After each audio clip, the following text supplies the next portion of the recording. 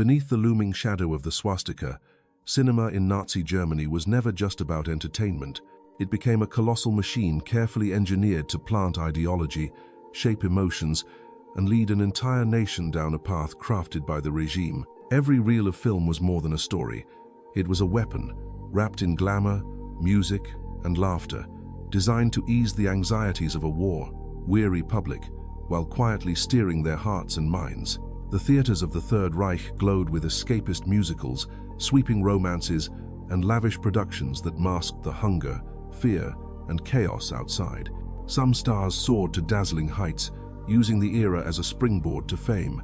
Others were swept along, their faces and talents repurposed for propaganda, whether they realized it or not. It is a tale at once intoxicating and chilling, how the spotlight could both elevate a performer and turn them into a tool of a brutal system. Today, we journey into the world of 5 of Nazi Germany's most famous film stars, how they rose to prominence, the roles that defined them, and what awaited them when the curtain fell in 1945. This is not only a trip through cinema's golden frames, but also a descent into one of history's darkest chapters, where beauty and power became inseparable, and art often served as a velvet glove over an iron fist. Historical and cultural context. To understand the rise of these stars, we must first step back into the Germany of the 1932nd and early 1942nd, a country reshaped by the iron will of Adolf Hitler and the machinery of the Nazi state. Cinema was not merely entertainment, it was a vital instrument in the Reich's arsenal, carefully managed and controlled by Joseph Goebbels, the shrewd and manipulative minister of propaganda. Goebbels understood something crucial. While speeches could ignite passion and rallies could project power, films could quietly slip into the subconscious, embedding ideals and emotions without the audience ever realizing. By the mid-1932nd, Germany's premier studio, Universum Film AG UFA, had transformed into a state-controlled cultural powerhouse. Once known for its artistry during the silent era, UFA was now tasked with producing works that, directly or indirectly, aligned with Nazi ideals. But this did not mean every film was an overt propaganda piece. In fact, Goebbels was a master of subtlety, balancing ideological productions with lavish escapism, ensuring audiences remained entertained even as they were being influenced. The nation was rearming, preparing for conflict, and tightening its grip on every aspect of life. Food shortages and military buildup loomed in the background, yet inside the darkened theaters, the glow of the screen offered an alternate reality, glittering musicals, sweeping romances, and light-hearted comedies. These films, whether political or not, served a purpose: to maintain morale, to distract from hardship, and to project the image of a confident, cultured Germany to both its own citizens and the watching world. Against this backdrop, a new breed of celebrity emerged.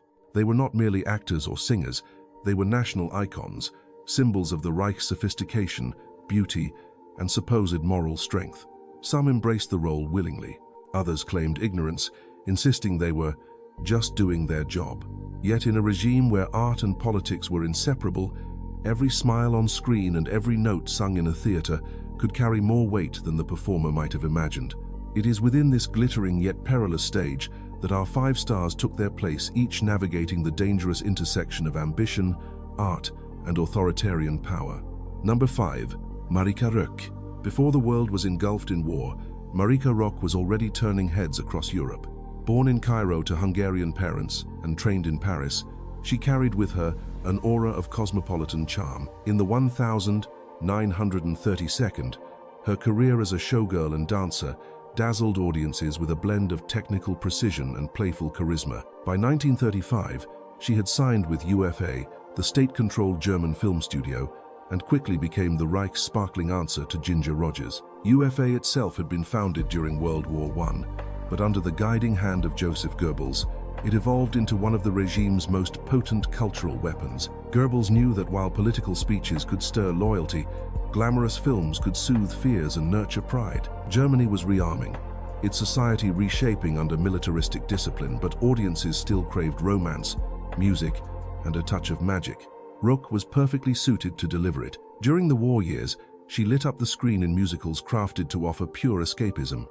Her 1944 hit Woman of My Dreams saw her portray a spirited dancer with a double life, both light-hearted and mysterious. In Cora Terry, 1940, she played twin sisters, one virtuous and one scheming, a role that showcased her range and charm. While these films avoided direct political messaging, they were undeniably part of the morale-building machinery, offering the German public a brief reprieve from the grim realities outside the cinema doors.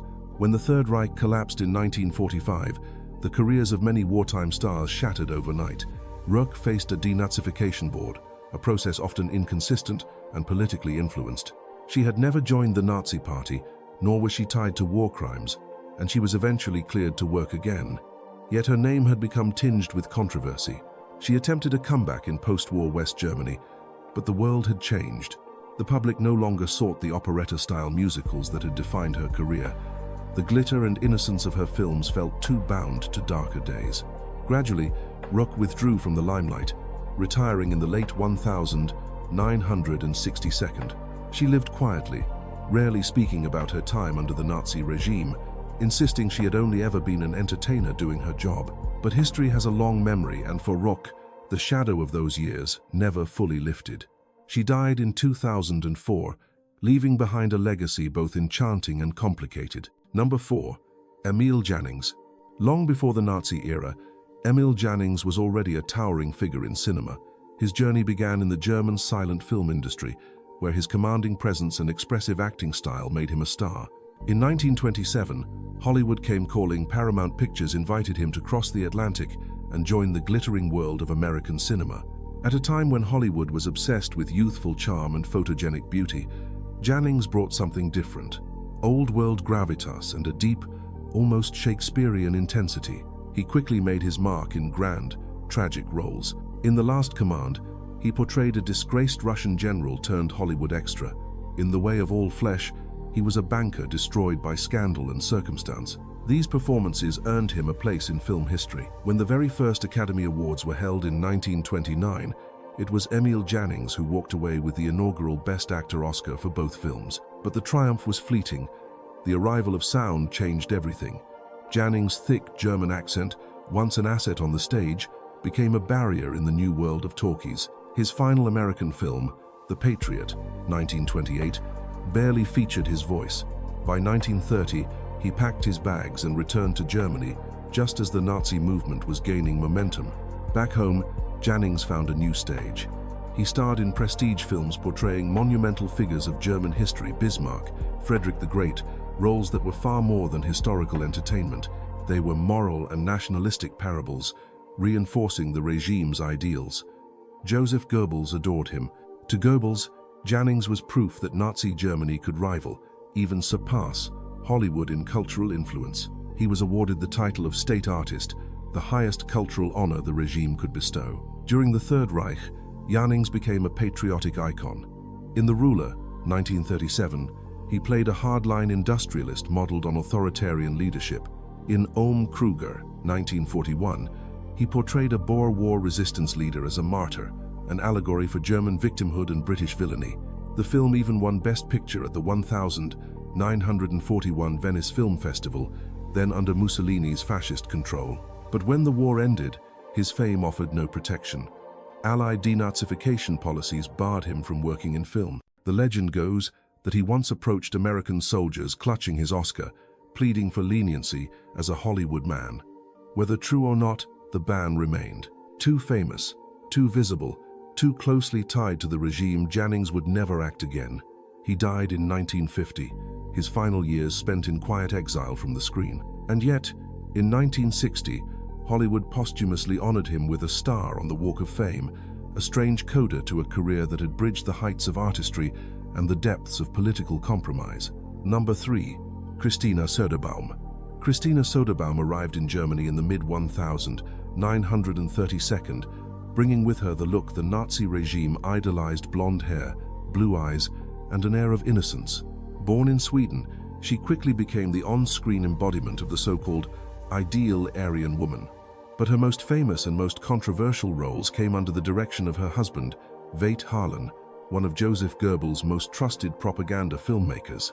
Their 1,000 940 collaboration, Judd Seuss, would go down in history as one of the most infamous pieces of anti-Semitic propaganda ever committed to film. In it, Söderbaum played the virtuous German woman violated by a scheming Jewish villain. The film wasn't merely a box office hit, it was weaponized. Goebbels personally praised its ideological value, and screenings were often mandatory. Its impact was deadly, stoking hatred, dehumanizing Jews, and helping to justify the regime's genocidal policies. Söderbaum later claimed she had no knowledge of the film's true intent, that she trusted her husband and was simply acting a role. But for many, those explanations rang hollow. Her performance had made her an indelible part of one of cinema's most toxic moments. She continued to appear in films under Harlan's direction, including The Golden City, 1942, where she played a country girl seduced by city life who ultimately drowns herself in shame. These narratives reinforced Nazi ideals of racial purity, rural virtue, and the dangers of moral corruption. In fact, her characters so often met watery ends that she was mockingly nicknamed the Reich's water corpse. After the war, Söderbaum's image was irrevocably tarnished. Veit Harlan was tried twice for crimes related to Judd Seuss, but controversially acquitted both times. She defended their work as misunderstood art, insisting she was never politically aware. In the 1952nd, she returned to acting, but the shadow of her propaganda roles never lifted. Her story remains a cautionary tale of how beauty, talent, and ideology can become fatally entwined. Christina Söderbaum died in 2001, leaving behind a legacy as haunting as it was glamorous. Special section, an untold perspective. Beneath the glitter of premieres, behind the camera lenses, there existed a quieter but equally revealing side to Nazi-era cinema, a hidden world where art was weaponized not only by what it showed, but by what it left unsaid. While audiences remember the faces on screen, much of the real power lay in the meticulous crafting of illusion. Every hairstyle, every costume, every lingering close-up was deliberately chosen to evoke a specific emotional response, even in films that claimed to be apolitical. Joseph Goebbels and his Ministry of Propaganda maintained an iron grip over production, yet his genius lay in subtlety. He understood that blunt political lectures could bore or alienate an audience. Instead, he allowed seemingly harmless comedies, romances, and musicals to dominate cinema schedules, movies that didn't shout ideology, but whispered it. The happy endings were built on idealized visions of German life, rural purity, disciplined morality, noble sacrifice. By controlling the framework of these stories, the regime made sure that even laughter reinforced loyalty. This is why certain actors like Heinz Rühmann or Marika Rökk could claim they were just entertainers while still serving a cultural function for the Reich. Their films gave people a reason to smile amid shortages, air raids, and casualty reports. That relief was real, but so was its political value. Perhaps the most chilling truth is that this strategy was so effective, it outlived the regime itself. Many of these wartime films were re-screened in post-war Germany, stripped of overt Nazi references but still carrying the same emotional beats.